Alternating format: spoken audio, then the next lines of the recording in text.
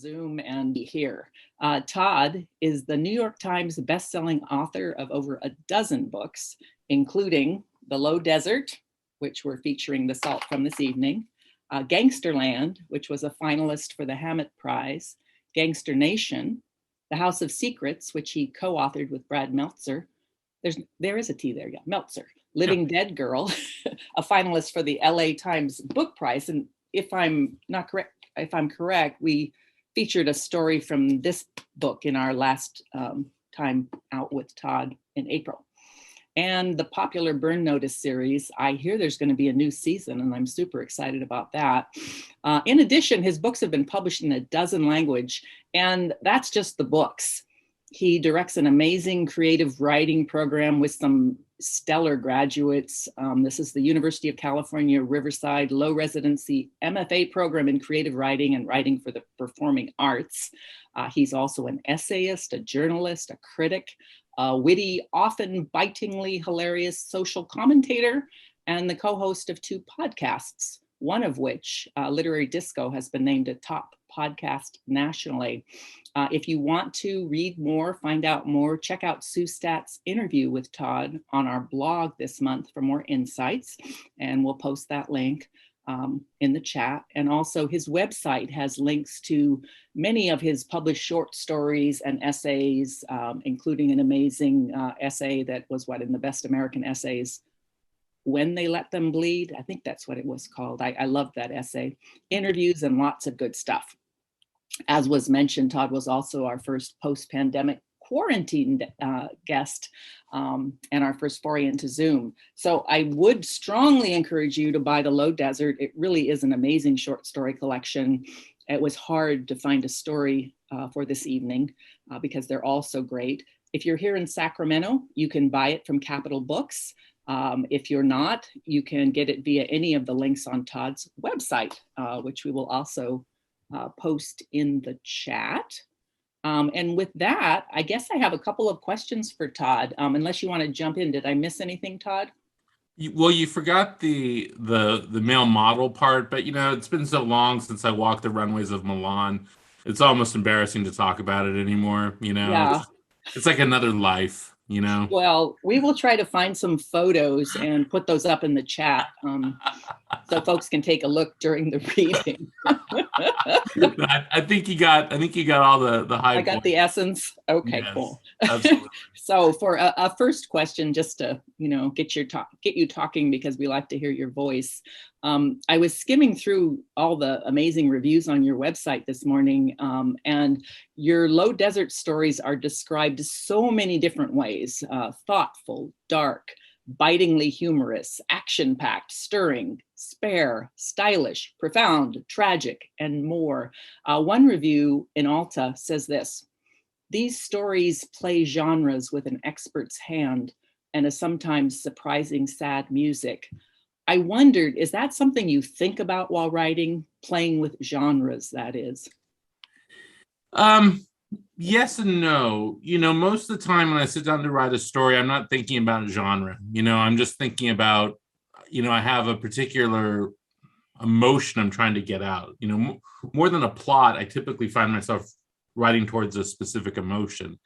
But, in the course of writing The Low Desert, I did take some time to, write things that make fun of the genre that I'm writing about. So in the collection, for instance, there's a story called Goon Number 4, which essentially makes fun of the very essence of all the other stories, like a bad guy with a gun who's trying to become better about himself. But I write it as satire because I want to poke fun a little bit at this dark world that I've created, and this dark world that all of us enjoy. That we love to read these books or watch these movies or these TV shows about, Navy SEALs who have a charming side to them or whatever. And so I think poking fun at myself and poking fun at the genre allows a little bit of respite from the darkness that I write about also. Because I want readers to know that I'm in on the joke sometimes. Yeah, that's absolutely right. Yeah, it balances it with, we can have a a tongue-in-cheek laugh from time to time, Right. reading about decapitation or whatever it might be. A little disemboweling, a little defenestration, Yeah, so kind of a follow-on on that. The interviews also and reviews compare you to so many different authors, and they're very wide-ranging authors, you know, all kinds. I'm not going to pull up my list to read them again. I wondered if you in particular have some that you admire or have in the past aspired to, because you're probably there now, but who are your favorite writers who use crime as the stuff of story, but weave so much into that? Yeah, there's a lot. And, the writer I get compared to the most is Elmore Leonard. And I think that's probably because of some of the more blackly comic stories. It's not because of the story that Philip is going to read tonight, The Salt, which is not an Elmore Leonard-like story. Elmore Leonard typically writes about bad guys who are the main character, and you find yourself falling in love with that person, despite every reason that you shouldn't. A writer who does what I really admire and would be an influence on the story that you're hearing tonight would be a writer like Daniel Woodrell. If you're not familiar with Daniel Woodrell right off the top of your head, those of you who saw the movie Winter's Bone, which was up for the Academy Award, I think, 12 years ago or something at this point.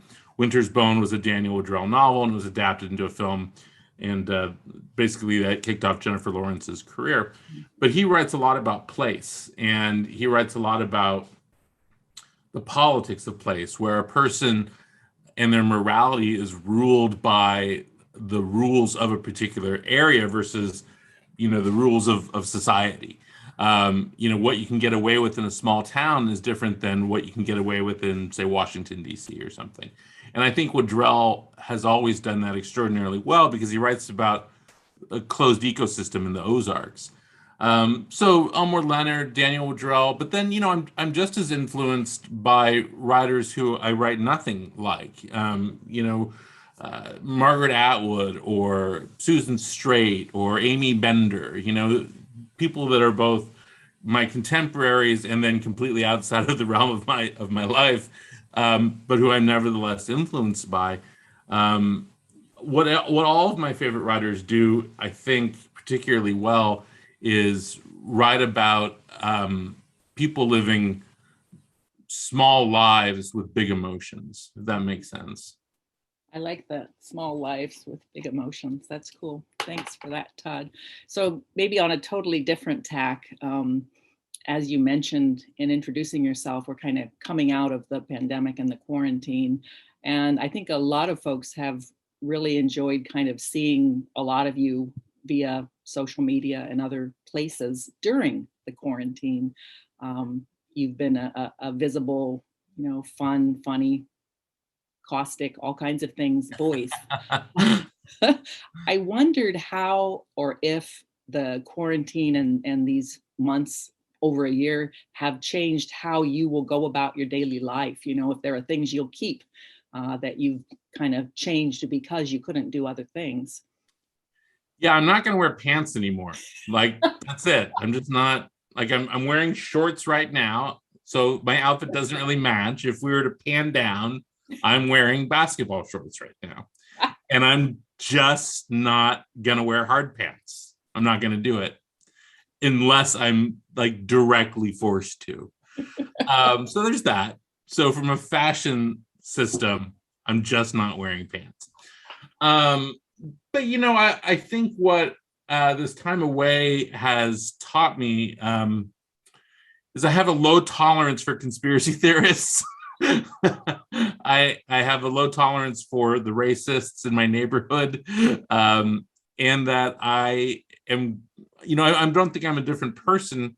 I feel like my job has always been sort of as a critic to point my finger and mock people who are desperately trying to destroy the fabric of the country. So I've continued to do that, and I will continue to do that. But apart from that, I think what the pandemic has done for us really is it has introduced us to things like this and made us comfortable with it. I was on tour for 4 months for the Low Desert. The book came out in February, and I did something like an event a week for 3 or 4 months. And you would never do that in a normal course of time. But technology has allowed me to reach out and talk to so many more people than I normally would. And I think that's a valuable part of what authors are going to do from here on out. We don't always need to get on a plane and fly to St. Louis and end up spending the night at a Courtyard Inn, eating, a bad cheeseburger and signing books for 6 people. Now, that being said, I can't wait to go into a bookstore, have a great big audience like all of you here today, meet all of you, shake hands, hug you, and sign your books. But there is something nice about technology allowing us to meet people we never would. And I think that's something that's going to continue for sure. Yeah, I certainly agree with that. For stories on stage, it's like it feels so personal seeing you large in the screen. Yeah. And I think I think the desire to go out and see everyone and talk and eat and all that stuff, I'm just as eager as everyone else is. But I also have PTSD, as we all do. Like, I was out to dinner the other night and there was like 100 people in a restaurant, and I was like, what am I doing? Why am I here? And then the appetizer came and it was really good, and that sort of just drifted away. I was content. So true. Well, two thoughts I can't resist. You make those book tours sound so glamorous, I want to do that. And I also have to say, you're the first person I read use the term hard pants. And I just love that. That is so cool. I don't know if you made it up, but it's amazing. I think there was something happening at the same time for a lot of people where that term hard pants became part of the vernacular. But I must tell you, I bought a new pair of jeans the other day. Not that I'm going to be able to wear them because it's 120 where I live in Palm Springs, but mostly just to see if I could still fit in them. And I can. And so at some point when it's cold out in November and I'm going to go to Target or something, I will slide into a pair of hard pants just for the old time's sake. Yeah. But from here on out, if it doesn't have a stripe down the leg, I'm not wearing it. Very cool. Well, before I turn it over to Jessica to introduce our author, or rather our actor, I just wanted to ask Sue, Shelley, is there anything you're compelled to ask or say? I am compelled to ask a question because I don't know. I think maybe Dorothy watched this too, an interview last night with Gina Frangelo, and who is a UCR alum and instructor, maybe? Is that right? Either. No. Never. Just associated. She was a UCR professor, and she was the editor of our literary magazine. Okay, great. So I knew there was an affiliation, but the question I was going to ask is, after that very fascinating interview, she really brought up your editor, Dan Smetanka, who is also her editor. And though I know you may be tempted just to say something funny, and of course that's perfect, but also I'm just wondering about the role of editorial support in your essays and your novels and your stories, because they're just, I speak this with all envy, they're just so perfect. How much of that is just pouring out of you at 3 a.m, and how much of it is your editor? It's about 70-30, and I won't tell you who's 70 and who's 30. Here's what I can tell you is that, and this is true for Gina and it's true for me, is that the relationship that we have with Dan, who is here in the audience tonight, is very freeing, because essentially what he tells us is, put it all out there and then we'll find it. We will get to the heart of the story. We'll find what needs to be cut. And when you're writing a short story collection, the impetus often is to say, well, they're short stories, so they should be 5,000 words. And very early on in the writing of this book, I was saying to Dan, like, I I don't want to write 5,000 word stories. I want to write 8,000 word stories. And Dan said, well, then write 8,000 word stories. And I was like, I'm allowed to do that? And he was like, why not? If they're good, they're as long as they need to be. And that was very freeing, you know, to not, to have margins, of course, but to know that, you know, to take as much space as you need to tell the kind of story that you want to. But more importantly is that as an editor, Dan challenges you to be better than you are. You know, I've been working with him since 2013. My book Gangsterland was the first book that I wrote that he edited, and that came out in 2014. And we have a very close relationship. You know, we beat these stories out together, the novels. And in the short stories, you know, he was the one who told me, for instance, you need to have a story that does X in this book. And I'm not going to tell you what X is, but it happens in the story Ragtime. And all of a sudden, I was like, oh my God, I do need a story that does X. And it does need to be that story Ragtime. And then there are clinical things. You know, The Salt is actually an older story of mine. And there is a section in there that he pulled out and said, we don't want to reveal this anymore. Take this out, because you're going to end up wanting to write a novel about these characters and you don't want to be married to this. And I was like, what are you talking about? And then a week ago, we announced that Counterpoint Press had just purchased a new novel from me called The Salton Sea, which is about organized crime at the Salton Sea in the 1960s. So he was right. So, you know, these sorts of things in a relationship with an editor are extraordinarily important on a craft level, you know, on a day-to-day craft level, but more importantly is on the emotional level. Having someone who supports you and supports your work and is your champion, you know, that goes above and beyond a job title. Thank you. Sure. Cool. All righty. And barring any other comments, I will turn it over to Jessica. Happily, thank you very much. So, hello everyone. I have the pleasure of introducing our actor for this evening, who you've seen already, is Philip Jacques. I'll just give you a brief biography of him, but if you want to know more, because he's a very interesting guy, we did an interview that is posted on the blog, and I think Shelley shared the link in the chat. So if you're interested to hear more sort of about his background and everything, because he's had quite a few lives. Go ahead and check that interview out. But just very briefly, from an acting perspective, Philip is an 11-year veteran of Placer Community Theater. And he's actually been recognized quite a bit by the Sacramento Area Regional Theater Alliance, or you may have heard it said SARTA. He has a Best Actor nominee for his comedic role in the play Rumors as Lenny Gantz. And then most recently, he received a SARTA Outstanding Achievement Award for his dramatic turn as Big Daddy in Cat on a Hot Tin Roof, which is a very delicious role if you're familiar with that play. So I definitely encourage you to check out the interview. If Philip is in anything near you, I encourage you to go see the productions, especially at Placer Community Theater. He's just an all-around very, very cool guy, and we're very excited to have him reading this story tonight. So I think without further ado, I will let Philip take it away. The salt.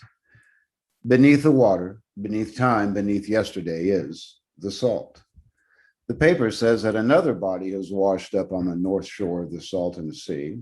The age, the provenance of anthropologists.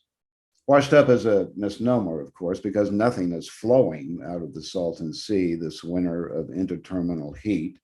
It's January 10th, 13 years into a century I never thought I would see, and the temperature hovers near 100 degrees. The Salton Sea is receding back into memory, revealing with each inch another year, another foundation, another hand that pulls from the sand and grasps at the dead air. Could be the bodies are from Tom Sanderson's family plot, first swallowed by the sea in 1971. Or perhaps it is Woodrow East's girlfriend, risen up from the muck at long last. Or maybe it's my sweet Catherine, delivered to me in rusted bone. I fold the newspaper and I set it down on my lap. Through the living room window, I see Rebecca, my wife of 7 months, pruning her roses. They're supposed to be dormant by now, but she told me yesterday, and that they are alive and flowering is nothing short of a miracle. Much is miraculous for Rebecca.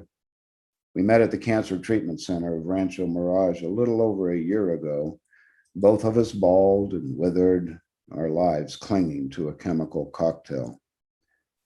How long did they give you? She asked. Nothing specific, I said. The truth was, my doctor told me that I had a year, possibly less, but that at my age, I was 75, the script was likely to be without too many twists. I'd either live or I wouldn't. And after spending every afternoon for 3 months hooked to an IV, I wasn't sure that it was completely accurate. What kind of life was this that predicated itself on waiting? I'm already supposed to be dead, she said. You should buy a lotto ticket, I said. She rummaged in her purse and pulled out a handful of stubs and handed them to me. Pick out one you like, and if you win, we'll split it. We lived together behind a gate in Indian Wells, and our backyard abuts a golf course that my knees won't allow me to play on and that my checkbook can't afford. My yearly pension from the Granite City Sheriff's Department is more suited for the guard gate than the country club. But Rebecca comes from money, or at least her ex-husband did. And so here we are, living out the bonus years together. And at least Rebecca's hair has grown back. I picked up the newspaper and tried not to read the stories on the front page. The colored bar graph that details the Salton Sea's water levels from 1906 until present day. The old photos of speedboat races I can remember. The black bag that holds a human form. The telephone poles jutting out of the placid waters. The quotes from environmentalists decrying the ecological disaster of California's fetid inland sea. 9.8 billion to preserve it. Saving it is out of the question. If we let it go any further, all that will be left in 50 years is a toxic dust bowl blowing disease from here to Los Angeles. I try to read page A3, where the local news stories are housed safely out of sight from the passing tourist. A broken water pipe has closed the routes in Palm Springs. A dead body found in Joshua Tree identified as a missing hiker from Kansas.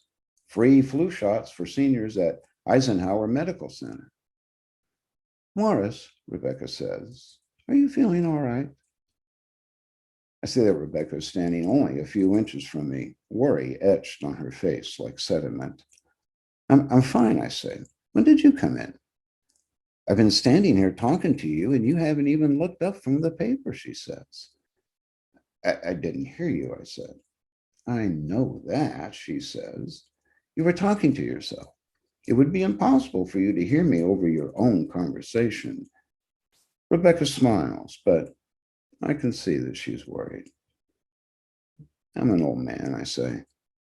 She leans down, takes my face in her hands, and rubs her thumbs along my eyes.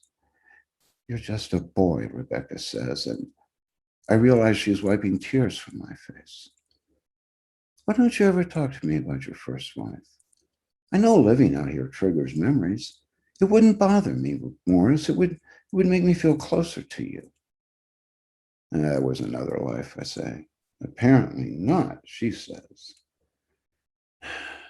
She's been gone a long time, I say, but sometimes it just creeps back on me, and it's like she's just in the other room, but I can't seem to figure out where that room is. And then I look up, and my new wife is wiping tears from my face. I'm not your new wife, Rebecca says, standing back up. I'm your last wife. You know what I mean, I say. Of course I do, Rebecca says. The fact of the matter, I think after Rebecca has walked back outside, is that with each passing day, I find my mind has begun to recede like the sea. And each morning I wake up feeling like I'm younger, like time is flowing backwards, that eventually I'll open my eyes. It'll be 1962 again, and life will filled with possibility. What is obvious to me, and what my neurologist confirmed a few weeks ago, but which I haven't bothered to share with Rebecca, is that my brain is shedding space. Soon all that will be left is the past, my consciousness doing its best imitation of liquefaction. I go to the bedroom and I change into a pair of khaki pants, a button-down shirt, and a ball cap emblazoned with the logo of our country club. In the closet, I take down the shoebox where I keep my gun and ankle holster, and for a long time, I just look at them both, wondering what the hell I'm thinking, what the hell I hope to prove after 50 years. What exactly I think I'll find out there by the shore of that rotting sea, but ghosts and sands. Dead is still dead. I find Rebecca in the front yard. She's chatting with our next door neighbors, Sue and Leon. Last week, Leon wandered out in the night and stood on the 15th fairway shouting obscenities. By the time I was able to coax him into my golf cart, he had stripped off all of his clothes and was masturbating furiously, sadly to no avail. That's the tragedy of getting older and losing your mind. That switch flips and everything that's been sitting limply beside you starts perking up again, but you can't figure out exactly how to work it. Today, he's smiling and happy and seems to have a general idea of his whereabouts, but blissfully unaware of who he is or who any of us are. I can't thank you enough for the other night, Sue says when I walk up. Oh, it's nothing, I say. He was happy to do it, Rebecca says. Anytime you need help, really, we're just right here. His medication, well, you know how it is. You have to get it regulated. I wish you had known him before all of this, Sue says, waving her hands dismissively. And then, just like that, she's sobbing. Oh, it's silly. We get old, don't we, Rebecca? We just get old, and the next thing you know, you're gone. Leon used to run some Fortune 500 company that made light fixtures for casinos. They called him the King of Lights. At least that's what he told me in one of his more lucid moments.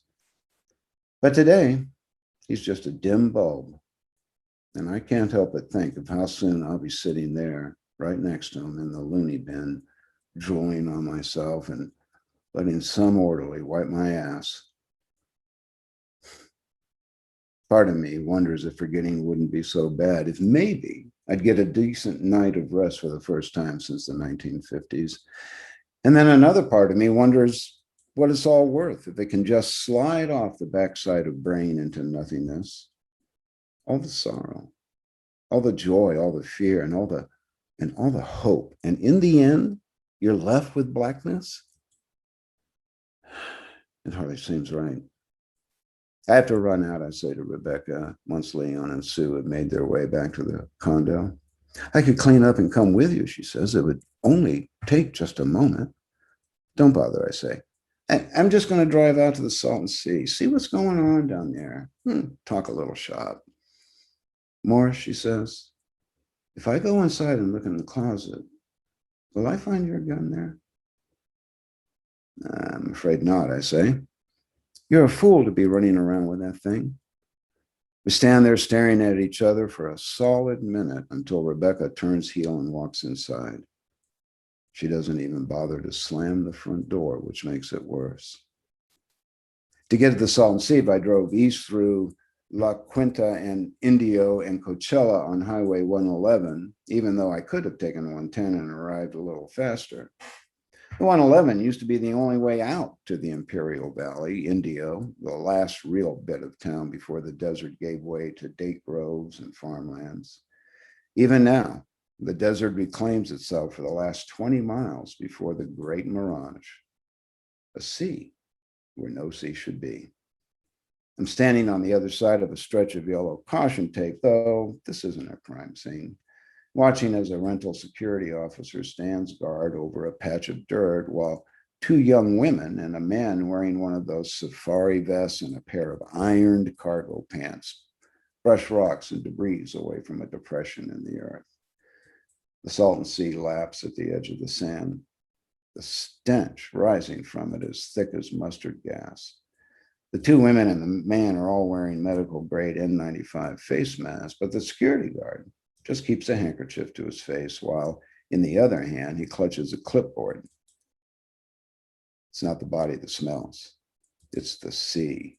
rotting with dead fish, a winter marked by avian cholera and the aroma of hydrogen sulfide gas wafting from the depths of this vast illusion. The shimmer of this fake ocean is eye level, giving everything a dreamy resonance. It could be now, it could be never. I might be inside of a dream. 50 years ago, this was roughly where Bonnie Livingston had her little bar and cafe. During the week, the workingmen would sit at the bar all night drinking the stink out of their skin. But on the weekends, the LA people would drive in with their speedboats and water skis and eventually speedboats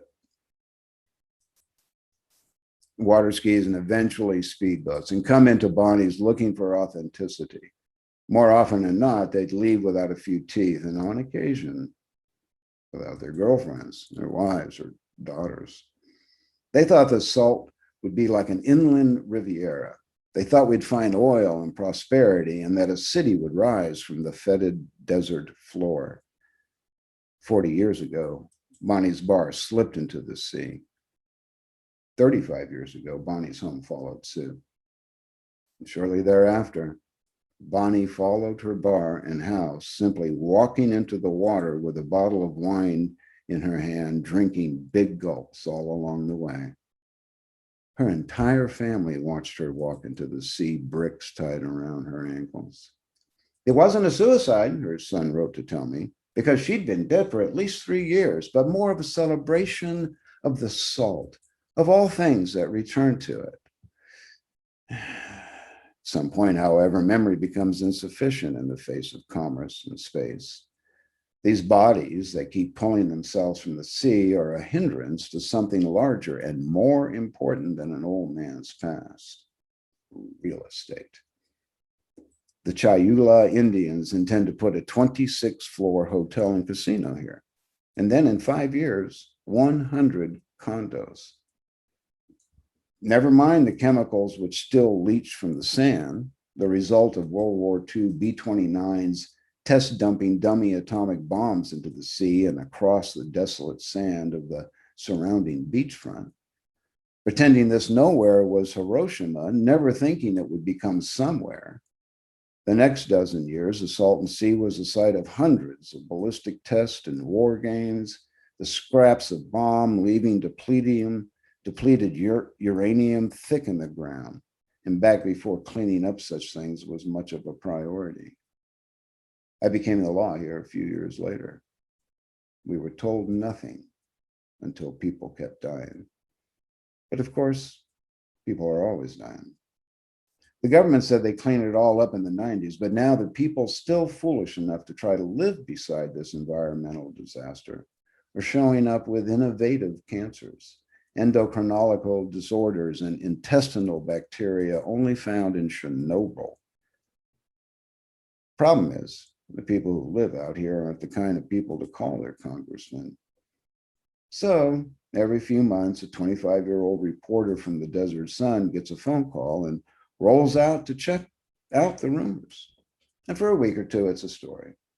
But then Coachella starts, or the big tennis tournament in Indian Wells, or President Obama visits, and the sick and the aggrieved, a blemish to the east, are forgotten again, which is how everyone wants it. Nevertheless, the Chayula intend to fund a project that will eradicate the blight and once again tempt the folly of beachside living in the middle of the desert. I'll be gone by then, or at least without the ability to know the difference. The security guard finally notices me and ambles over, his gait slow, deliberate, as if traversing the 20 feet from the body to the tape was the most difficult task of his life. "Can I help you?" he asked, not bothering to remove the handkerchief from his face. I guessed that he's just a shade under 60, too old for real police work, which probably makes this the perfect job for him. "Now, I just came down to see the excitement," I say. I open my wallet and show him my retired sheriff's card. He looks at it once, nods, and then from out of his back pocket, fishes out his wallet and shows me his retirement card from the Yuma, Arizona PD. His name is Ted Farmer, and then explains, as former cops are apt to do, the exact path he took from being a real cop to a mental cop. When he runs out of story, he turns his attention back to the body in the sand. Yep, he says, motioning his head in the direction of the grave. A lot of fireworks. In my opinion, they should just leave the bodies where they are. No sake digging them out just to move them somewhere else. One of the female anthropologists carries a hand and a wrist over to a white plastic sheet and sets them down across from another hand and wrist. That first hand still had rings on it. That sort of thing messes with your head. I mean, it's dumb, I know. Lady's probably been dead 50, 100 years, more fertilizer than person, but still, in my experience, I say, hands are pretty durable. About 200 yards from the shore, a small aluminum boat with a screaming outboard motor trolls back and forth. I can just make out the outlines of a shirtless man sitting at one end, a little boy at the other, and a long fishing pole bent between them. I can hear Catherine in the whine. You know, the water doesn't know where it is. It only knows it's beautiful. It doesn't see the ruin around it. Those are the blinders I wouldn't mind wearing. When she passed, I gave her that. I look now at the bones being sluiced from the ground and know, of course, that it's not Catherine. Oh, but she is here, holding my hand as we walk from Bonnie's and dip our toes into the water, the air alive with laughter behind us, music wafting through the thick summer air, Chuck Berry singing Johnny Be Good into eternity. Her hair is pulled back from her face, and she's wearing a V-neck white t-shirt, her tan skin darkening the fabric just slightly. Scent of vanilla lifting from her skin. It's 1962. It's 1963. It's today, or it's yesterday, or it's tomorrow. You okay, pal? Farmer says. I look down and see that he's got a hand on my chest, steadying me. Drifting a little bit to the stern there. Not used to the heat anymore, I say. Though the truth is, I feel fine.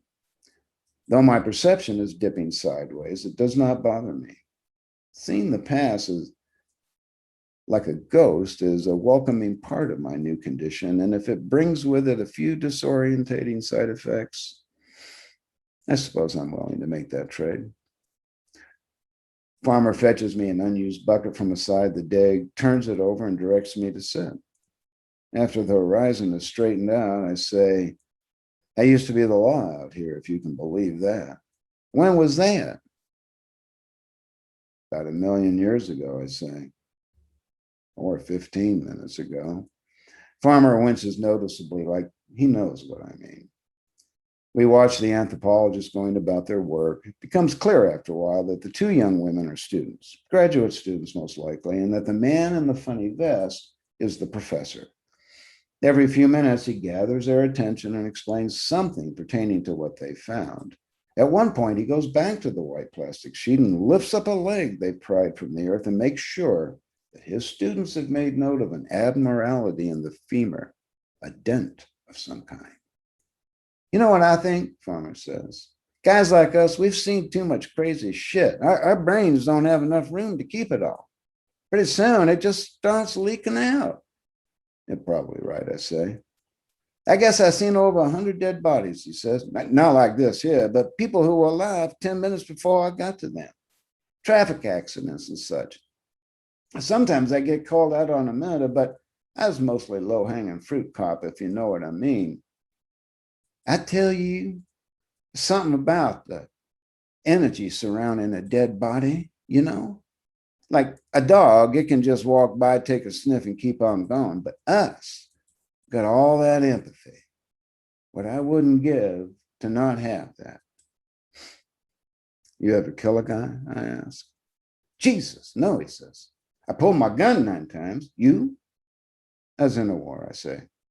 And for a time, I wasn't a great cop. The truth was that I wasn't really a cop when I was out here. Working for Claxon gave me power, but not authority, a symbol like a noose looking for a hangman. In Granite City, when I became sheriff, I was better when I could be. Comes down to it, begin to wonder if the badge is just an excuse to be the worst kind of person. I'm sure you did what you had to do. Had? Maybe. You know, Ted, you got lucky. I wish I'd never seen a gun. The two women lift the trunk of the body up out of the dirt. There's still bits of fabric stuck to the rib cage, and my first thought is of those old pirate books I used to read as a kid. You know, where the hero would find himself on a deserted island with just the clothed skeletons of previous plunderers lining the beach. How old was I when I was reading those books? 8, 9?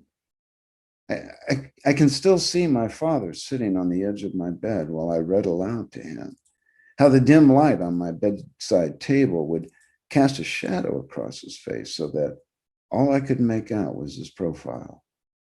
He was already a sheriff, already knew about empathy, had spent a few sleepless nights on the beginnings and endings of people he never knew, though he was only 28 or 29 himself. 35 years he's been gone. You never stop being somebody's child, even when you can see the end of the long thread. Maybe that's really what Rebecca finds absent. It's not Catherine that calls to me in the night, even when the night is bright as day. It's all that I've lost. My father, my mother, my brother Jack, who passed before I was even born, but whose presence I was always aware of, as if I lived a life for him too. My second wife, Margaret, and all the children we never managed to have. My younger brother, Conrad, who has been absent in my life for 30 years because Margaret had once been his girlfriend, a slight he never recovered from. How many of my friends are gone? All of them, even if they are still alive. And here in the winter soil of the Salton Sea, the air buttressed by an ungodly heat, I remember the ghost of another life still. These bodies that keep appearing could be mine. I tell myself it's just land. My mind has subscribed emotion to a mere parcel of a planet. But it's the very duplicity of existence that plays with an old man's mind, particularly when you can see regret in a tangible form alongside the spectral one which visits periodically. They bother looking for Ken, I ask. Oh, sure, Foreman says. He waves his clipboard, and for the first time I notice that it's lined with names, dates, and addresses. We got some old records from back when Claxon was out here detailing where a few family plots are and such. Claxon kept pretty good record of who came and when, but this place is flooded and receded so many times you can't be sure where those bodies are from. Back then, people died, they just dug a hole and slid them in, seems like.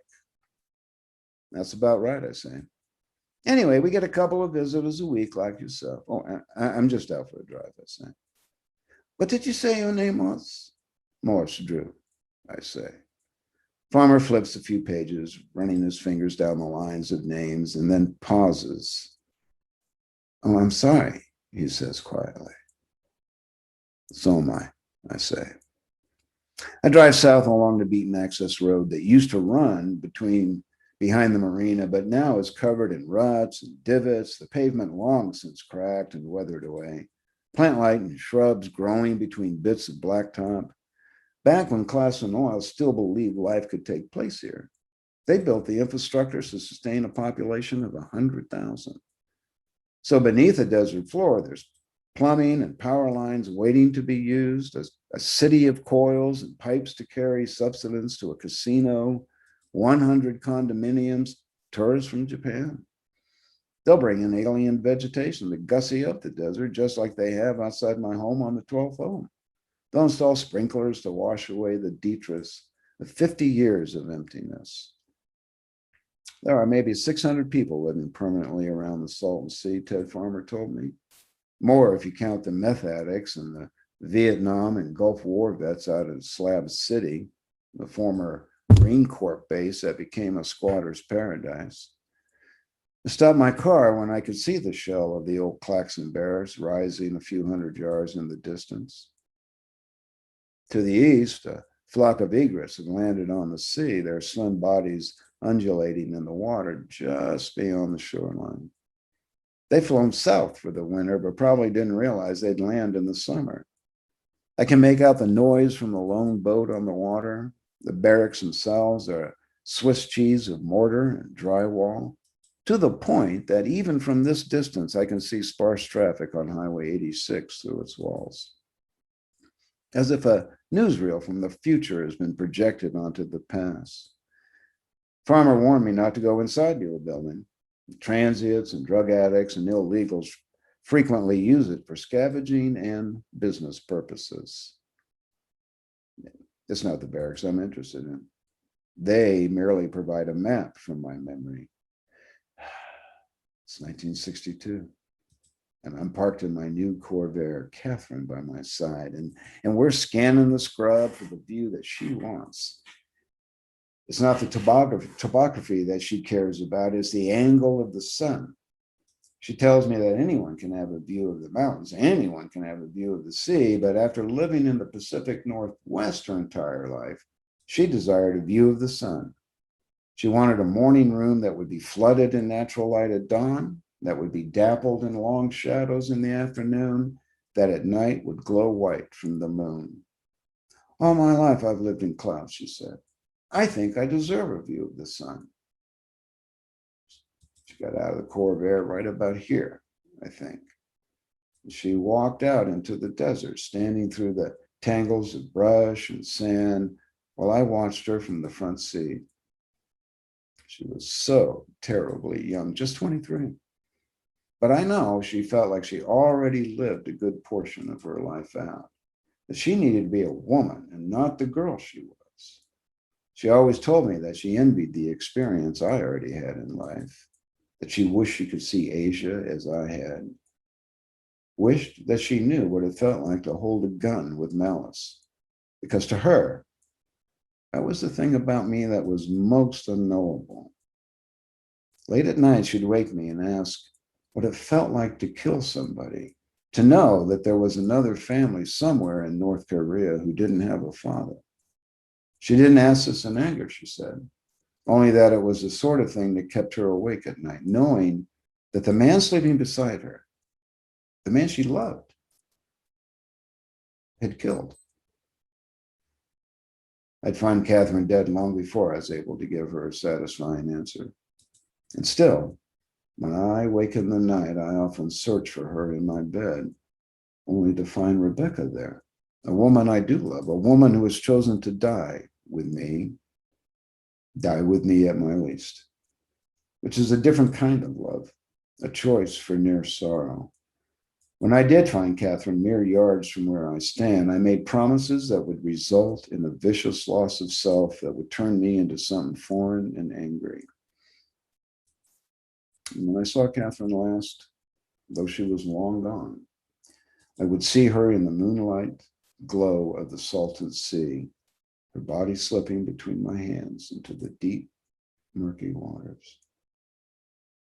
I step out of the car and there's Catherine, her face turned towards the sun, motioning for me to join her, to see what she sees. She calls out for me to hurry to the spot that will be our home. Did this happen? I'm not sure anymore, but at this moment, it's true.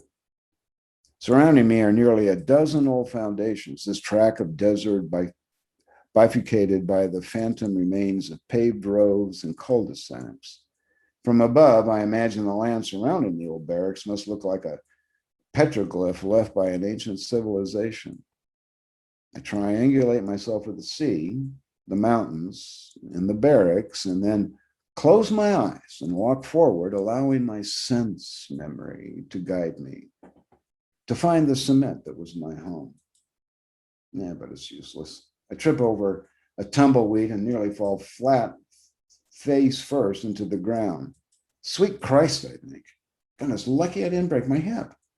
How long would it be before anyone found me? The heat as it is, I'd die from exposure from Rebecca noticed that we'd miss the early bird at Sherman's Deli.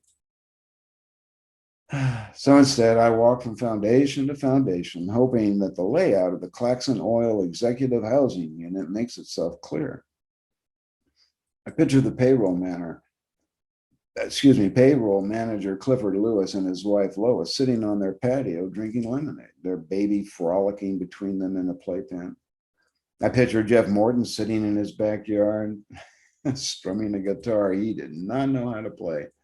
I picture Sassy, the Jeffries Cocker Spaniel, running across the street to our scratch of grass, her tail wagging in a furious motion.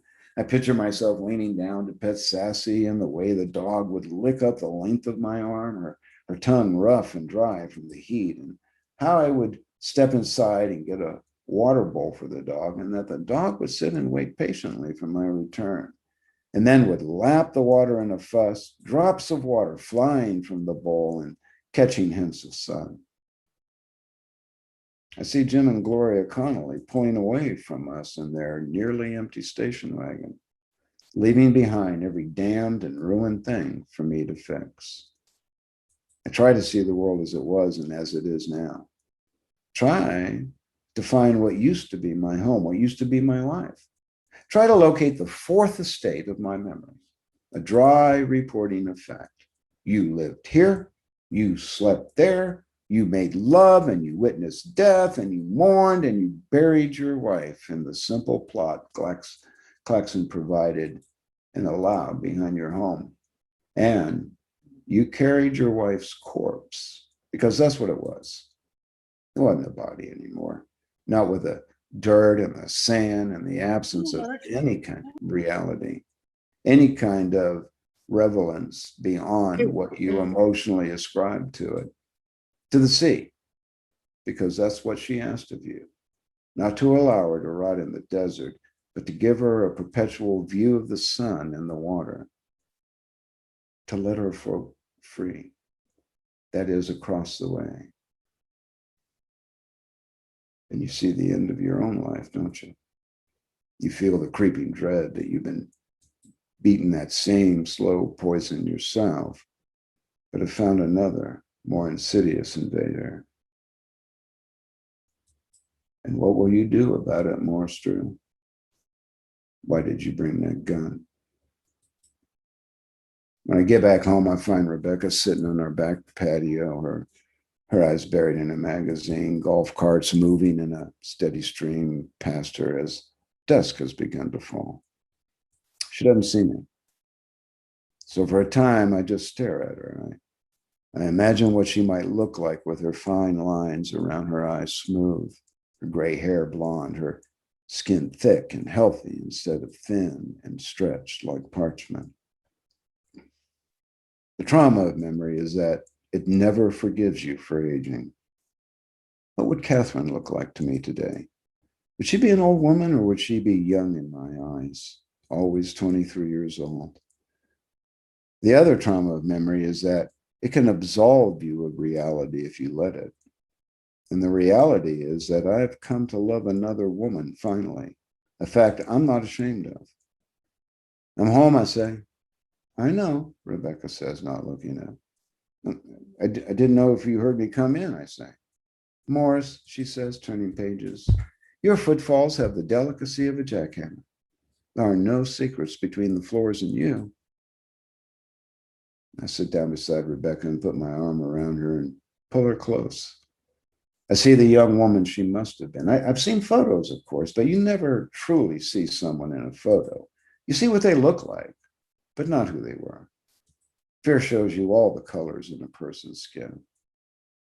Reach down and I lift up my pant leg and show her my empty holster. I almost killed myself today. I'm not proud of that, but I wanted you to know that it won't happen again. Jesus, Morris, she says. I threw that gun into the Salton Sea, I said, even said some prayers over it. I'm not going to let it take me from you. I know that if I look down, I'll find Rebecca crying, so I stare instead at the long shadows crawling into the bunkers on either side of the 12th hole. and the last glimmers of sunlight that eke over the rim of the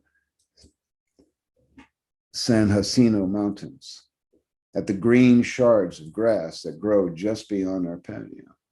I watch as lights flicker inside the condos across the fairway from us, and I think that where I am now, at this very moment, with my wife beside me and the hint of cool in the breeze, the smell of jasmine light on its trail, this is the memory I want to live out the rest of my years with. A moment of perfection when I knew a kind of a contentment with who I was and what I tried so desperately to forget. I'm not surprised when a strong gust of wind picks up from the east and I make out the faint scent of the salt, pungent and lost and far, far away. End.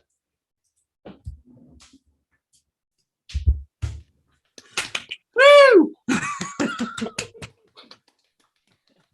Everyone, welcome to unmute and clap or blow your nose, wipe your tears. Oh. That was great. We'll get started. Fantastic.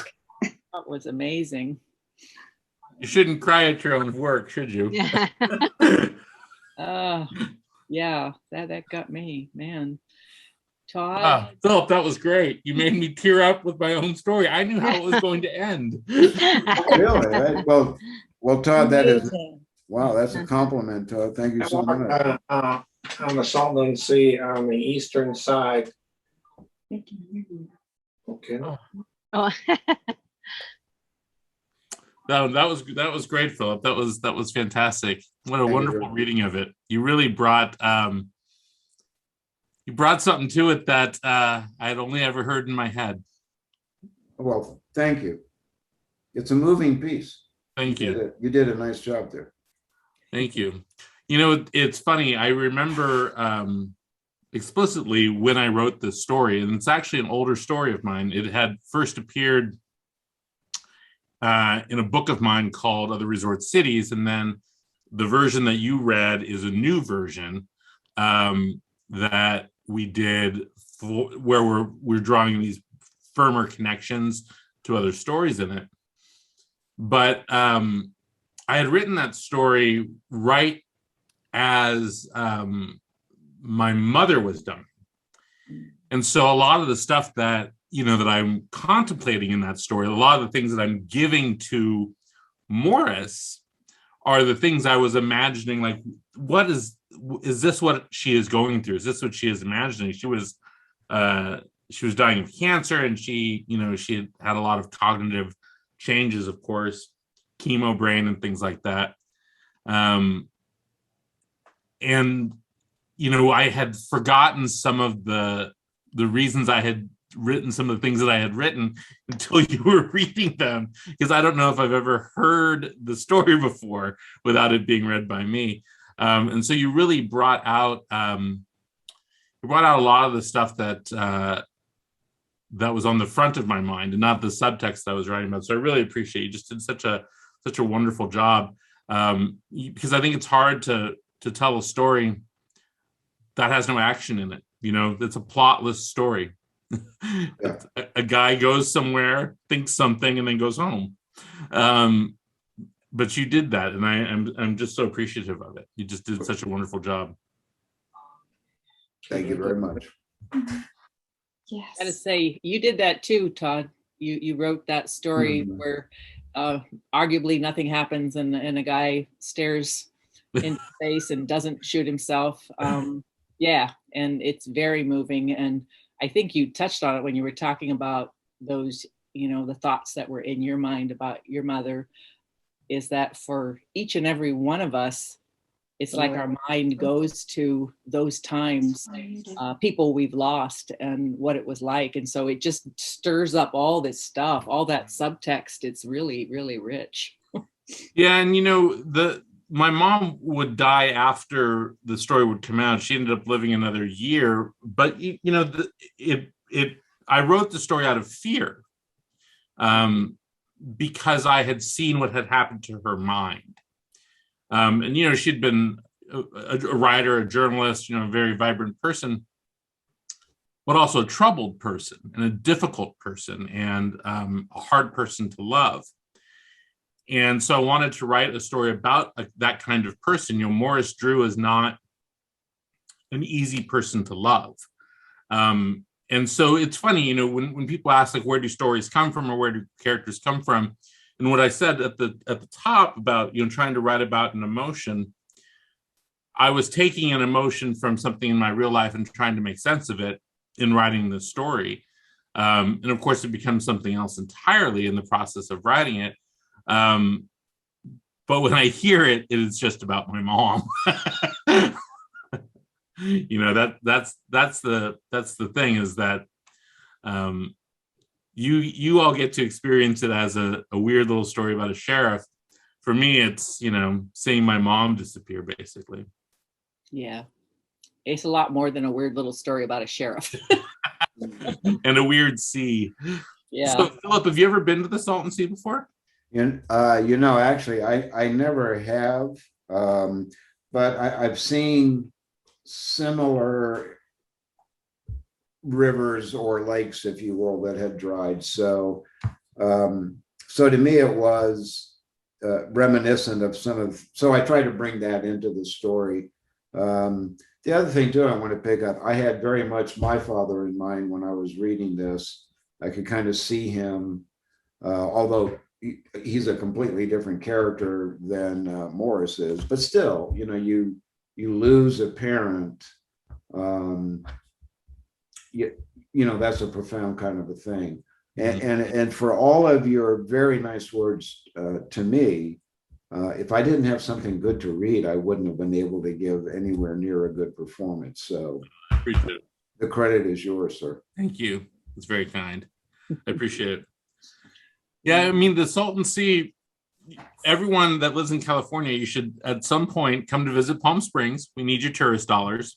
And then drive the 45 minutes to the Salton Sea and see it before it's gone. I mean, it's going to be a while before it's gone there, and we're trying to save it for as much as we can. But it really is a haunted, strange place. There are portions of the land around the Salton Sea where it is still 1956, where the buildings are still standing, the ruins, of 1956 to 1963. And then there are places where people have decided, I'm going to build a house here. And it seems like folly when you see those homes. But now the interesting thing about the Salton Sea is that they have discovered that there's a huge amount of lithium beneath the Salton Sea. And that was not something that was important 20 years ago, but it's important now because it's what makes electric cars move and makes your iPhone work. And so there's this opportunity now to mine the Salton Sea for lithium, and that will generate, they hope, the money to also begin to clean it up. Because if they don't clean it up, we're all doomed. Wow. We're all deeply, deeply fucked. Those of us who live in the Coachella Valley at the very least. Oh, fascinating. Tod and Philip, I check out the chat. There's some lovely comments about the story and the performance. People were touched and moved. Thank you very much. I didn't even notice those, so thank you. Yeah, and of course, reminders to purchase The Low Desert. It really is a wonderful collection, and all the stories are very different. This has a certain mood, and as Shelley says, a story about a gun that isn't used. Yeah, and to be honest, like that was also that was a goal. Because if you introduce a gun, you got to use it. That's the rule. That's them rules. Yeah. And when I was writing the story, I was like, I am not going to use that gun. I'm going to have a guy masturbating who can't close the deal, and I'm going to have a gun I don't use. Those are two things I'm going to do, and somehow I'm going to make it work. But you used the gun. I know we've run a little late, but for good reason. Wonderful story. Anyone, comments, questions? Want you to have that opportunity. You can raise your hand or put it in the chat and we'll call on you, or just unmute your mic and shout it out. I'd like to make a comment. My name's Mona Smothers, and I just happened upon this reading 2 hours ago. Dawn Winslow, who I follow on Twitter, forwarded it. That's nice of Dawn. It was. And Todd, I'm sorry, I'm not familiar with you, but I will get familiar with you because I will buy this book. But the reason why I tuned in is because when Phil was being introduced and they talked about him having many lives, well, I worked with Phil, God, I don't know, it was 15, 20 years ago. It was a really long time ago in the electronic industry. And we were business associates, we were friends, and at one point we were neighbors. And the first thing that I've ever heard Phil read was the eulogy that he wrote for his dad. And I think I was walking in the neighborhood and you said, hey, would you mind listening to what I just wrote? I'm pretty sure that's what it was, Phil. It was for your dad, right? Yes, it was. It was. Would have been in the mid 90s, I think. Yes, I needed an audience to hear me out, so that was nice of you, and nice to see you, by the way, Mona. Same here. Long time, obviously no see. But it was powerfully written. It was beautifully read. It was incredibly touching, and that's what I thought of when I heard you, being Morris in this story. And so it was very captivating, and I feel super enriched, and it's great to see you, Phil.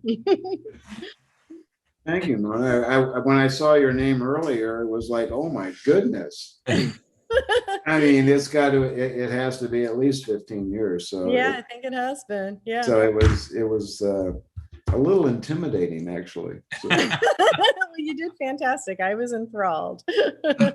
Thank you, Mona. And Don Winslow is he's an old and dear friend, and just a super fantastic crime writer. One of my heroes as a crime writer. One of the cool things about Southern California is that every Southern California crime writer knows each other. So I've known Don Winslow for 20 years, and just a huge, massive fan. He's always been just a giant supporter of my work, which I really appreciate. So it was nice of him to retweet me.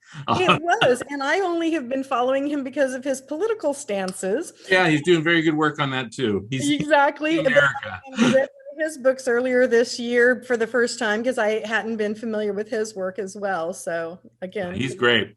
Don Winslow is the best. Yeah, he's good. Well, thanks for coming on. I appreciate it. Yeah. Other comments? I'll say one of the many things I'm envious of in Todd's writing that you could really see here is how, Todd, you get so close into this intimate world of one very specific person. And then I find myself thinking about Southern California and what's happening and all the people who die and are lost and are rotting. And you know what I mean? It's like, it's about one person, but it always winds up feeling about a lot more than one person. And that strikes me as maybe not everybody has the worldview and the talent or the skill to do that. So very touching to see. Thank you. I appreciate that. Yeah, I think I always try to be real specific about the people that I'm writing about, and specific details and specific thoughts, and names of their friends or names of their dogs or whatever it might be. And when I'm writing about place, I always try to be, again, as specific as I possibly can about that place and try to bring something to the story that you might not otherwise know. But it's also about sort of being aware of the person on the other side of the story. I know this is something I try to teach my students a lot about, like, there's another person involved in the story. It's the person that's reading it, or in this case, it's the person that's listening to it. And if you want to make a connection to them, there's a bridge of empathy that you have to find. And that bridge is sometimes with the name of a dog. Sometimes it's with the memory of a place. Sometimes it's, it's something tactile, and so it makes me thrilled, of course, Shelley, that you feel this way when hearing my work or reading my work, but I think part of that also stems from that I really always have tried to make setting into a character in my work, because I believe we are ruled by the places where we are at any given time. And so even the story that we did last time, Walls, which is a story really that is about Northern California, there's a different sort of mindset and aesthetic that comes from living in Northern California versus living in the Imperial Valley of Southern California. And the kind of person who lives there is the kind of person who makes different kinds of choices. And so that's something I always try to yank out if I can. So thank you. I appreciate that. Yeah. We have short announcements. Our next month's show performance is actually going to be showcasing our anthology, which will be coming out in the next couple of days, 2020, 43 stories from a year like no other. We've got a lot of great authors in there, including many prior stories on stage, authors who graced our stage. And so we'll be sending out information on how to order it, where to buy it. Here in Sacramento, Capitol Books is the place. And it should be a fun evening on July 23rd, fourth Friday. This was so wonderful. Thank you, Dorothy, as ever, and Shelley and Sue. And thank you, Philip, for such a wonderful job, and Jessica for picking such a wonderful actor to say my dark and sad words. I appreciate